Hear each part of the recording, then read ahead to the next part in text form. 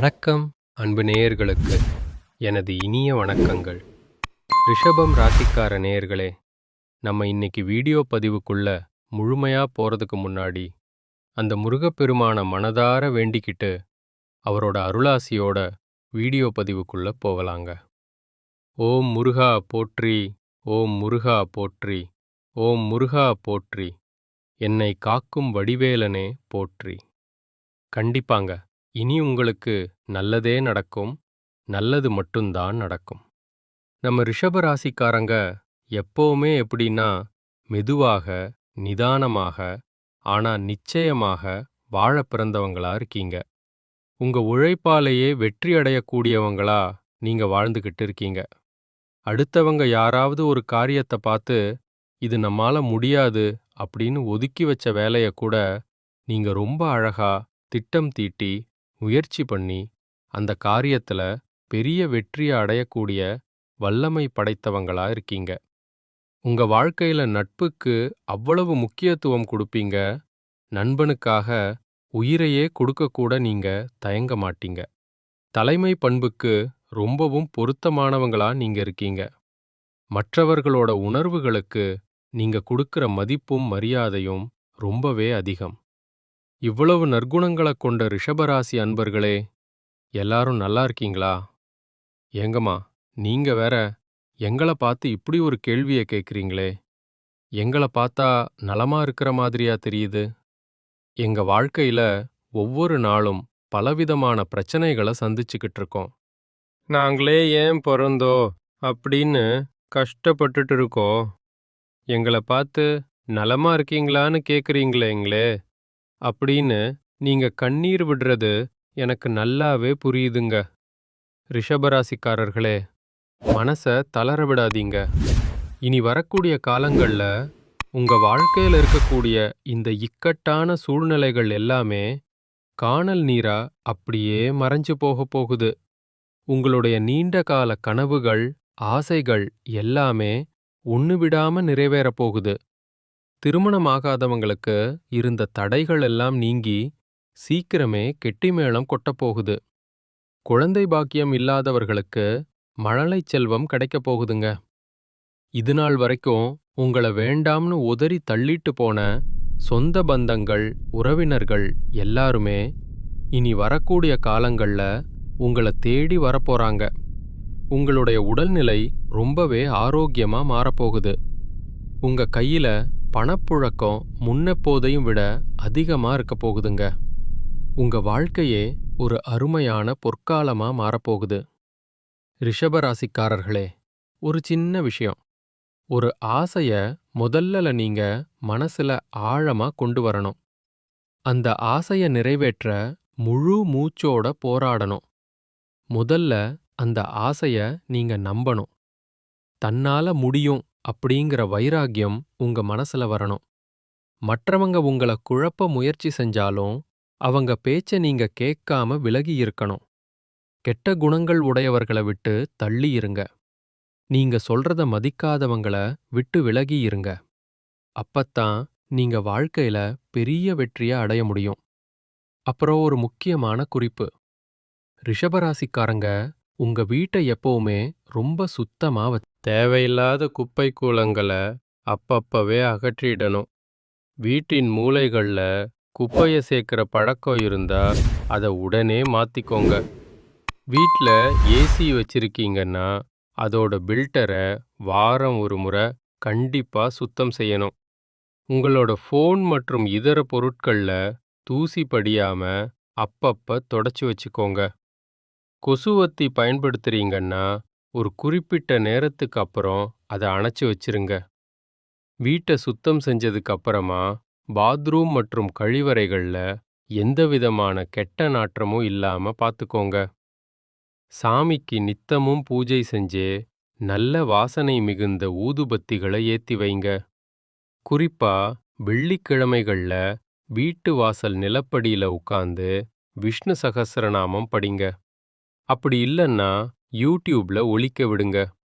தொடர்ந்து 6 வாரம் அந்த பெருமாளுக்கு துளசி மாலை போட்டு மனதார வெந்தார வேண்டிக்கோங்க. வீடு துடைக்கும்போது வெதுவெதுப்பான தண்ணியில பச்சை கற்பூரம், மஞ்சள் தூள், ஏலக்காய் பொடி இதையெல்லாம் கலந்து மாப் போடுங்க. இத வியாழக்கிழமை சாயங்காலம் செய்யணும். அப்பத்தான் வெள்ளிக்கிழமை காலையில நீங்க பூஜை செய்யறதுக்கு வீடு ஐஸ்வர்யமா இருக்கும். வெள்ளிக்கிழமை அன்னைக்கு 108 முறை சுக்கிர பகவானோட காயத்ரி மந்திரத்தை கூகுள்ல தேடி எடுத்து பொறுமையா படிங்க. உங்க வீட்ல ஒரு துளசி செடி கண்டிப்பா வைங்க. இது வீட்ல இருக்கிற கெட்ட சக்திகளை விரட்டும். சுக்கிரனோட மந்திரம் உங்களை பலப்படுத்தவும் உங்க ஆசைகளை நிறைவேற்றவும் ரொம்பவே உதவும். கண் திருஷ்டி, எதிரிகள் தொல்லை, கோர்ட் கேஸ் பிரச்சனைகள், போலீஸ் ஸ்டேஷன் சம்பந்தமான விஷயங்கள் இதெல்லாம் உங்களை விட்டு விலகணும்னா ஓம் ஸ்ரீ முருகா நமக அப்படிங்கிற மந்திரத்தை 108 முறை சொல்லிக்கிட்டே வாங்க. நிச்சயமா உங்க கஷ்டங்கள் எல்லாம் காணாம போயிரும். மனசை எப்பவுமே சுத்தமா வச்சுக்கோங்க. வீட்ல தினமும் ஒரு நெய் தீபமாவது ஏத்துங்க. வீட்டை இருட்டா விடாதீங்க. எப்பவும் வீட்ல ஒரு நறுமணம் இருந்துக்கிட்டே இருக்கணும். இல்ல அப்படிங்கிற வார்த்தைய அதிகமா பயன்படுத்தாதீங்க. கெட்ட வார்த்தைகளை பேசுறத சுத்தமா தவிர்த்திடுங்க. இது உங்க வாழ்க்கைக்கு ரொம்ப நல்லது. உங்களுக்கு கடுமையான தோஷங்கள் இருக்குன்னு நினைச்சாலோ, செய்வினை கோளாறுகள், தொழில்ல நஷ்டம், குடும்பத்துல தீராத சிரமம் இருந்தாலோ, ஒரு பசுமாட்டையும் கன்றுக்குட்டியையும் உங்க வீட்டுக்கு கூட்டிட்டு வந்து வீட்டு மத்திய பகுதியில நிறுத்தி அந்த பசுவுக்கு பூஜை செய்யுங்க. பசுவுக்கு மஞ்சள் தடவி குங்குமம் வச்சு புது புடவை சாத்தி மாலை போடுங்க. ஒரு வாழை இலையில பச்சரிசி, வெல்லம், வாழைப்பழம் கலந்து அந்த பசுவுக்கு கொடுங்க. தீப தூபங்கள் காட்டி நமஸ்காரம் செய்யுங்க. நீங்க அபார்ட்மெண்ட்ல இருந்தா வீட்டு வாசல்ல கூட இந்த பூஜையை செய்யலாம். வாரத்துக்கு ஒரு முறையாவது வீட்ல சாம்பிராணி தூபம் காட்டுறது உங்க குடும்பத்துக்கு ரொம்ப நல்லது. இது வீட்ல தேங்கி இருக்கிற கெட்ட சக்திகளை நிச்சயமா விரட்டி அடிக்கும். உங்க வாழ்க்கையே அருமையான வாழ்க்கையாக மாறும். இனி வர காலத்துல உங்களுக்கு நல்லது மட்டும்தான் நடக்கும். கெட்டதுங்கிற பேச்சுக்கே இடமில்ல. ரிஷபராசிக்காரர்களே, உங்க வாழ்க்கையில கண் திருஷ்டி வராம இருக்க சில விஷயங்களை கடைபிடிக்கணும். வீட்ல நல்லெண்ணெய் விளக்கு தினமும் சாயங்காலம் ஏத்துங்க. சிவப்பு நிற ஆடைகளை அதிகமா பயன்படுத்துங்க. செவ்வாய்க்கிழமை தவறாம முருகப்பெருமான வழிபாடு செய்யுங்க. தினமும் வெளியில கிளம்புறதுக்கு முன்னாடி நெத்தியில கொஞ்சமா குங்குமம் வச்சுட்டு போங்க. வாரத்துக்கு ஒரு முறை கடுகு, உப்பு வச்சு திருஷ்டி சுத்தி போடுங்க. வீட்டு வாசல்ல திருஷ்டி பொம்மை தொங்க விடுங்க. வீட்ல வேப்பிலை மாலை வச்சுக்கோங்க. உங்க புகழ நீங்களே வெளியில அதிகம் பேசாம மௌனமா இருங்க. மனசுல பட்டத உடனே சொல்லாம கொஞ்சம் நிதானமா இருங்க. செவ்வாய்க்கிழமைகள்ல அசைவம் சாப்பிட்றத தவிர்க்கிறது ரொம்பவே நல்லது. எறும்புகளுக்கும் மற்ற உயிரினங்களுக்கும் உணவு தானமா கொடுங்க. வாரத்துக்கு ஒரு தடவையாவது முருகர் கோயிலுக்கு போயிட்டு வாங்க. தினமும் காலையில ஓம் சரவணபவ மந்திரத்தை 108 முறை சொல்லுங்க. கோபம் வந்துச்சுன்னா அமைதியா இருங்க. உடைந்த கண்ணாடி, பழைய தேவையற்ற பொருட்களை வீட்ல இருந்து உடனே அகற்றிடுங்க. தூக்கத்தை மட்டும் குறைச்சிக்காதீங்க. நேரத்துக்கு சாப்பிடுங்க, நேரத்துக்கு தூங்குங்க. திங்கள் அல்லது செவ்வாய்க்கிழமைகள்ல பச்சை பயிறு சுண்டல் செஞ்சு ஏழை எளியவர்களுக்கு தானமா கொடுங்க. வாரத்துக்கு ஒரு முறையாவது பொன்னாங்கண்ணி கீரைய உணவுல சேர்த்துக்கோங்க. இதையெல்லாம் செஞ்சாலே உங்க மேல கண் திருஷ்டி வரவே வராதுங்க. அப்புறம் குலதெய்வம் குலதெய்வம் எங்கேயோ இருக்குன்னு கவலைப்படாதீங்க. நீங்க எங்க இருந்தாலும் ஒரு தீபம் ஏத்தி வச்சு அந்த ஒளியில உங்க குலதெய்வம் இருக்குன்னு நினைச்சு கும்பிடுங்க. குலதெய்வம் தெரியாதவங்க கூட ஒரு நல்ல நாள்ல குலதெய்வத்தை நினைச்சு தீபம் ஏத்துங்க.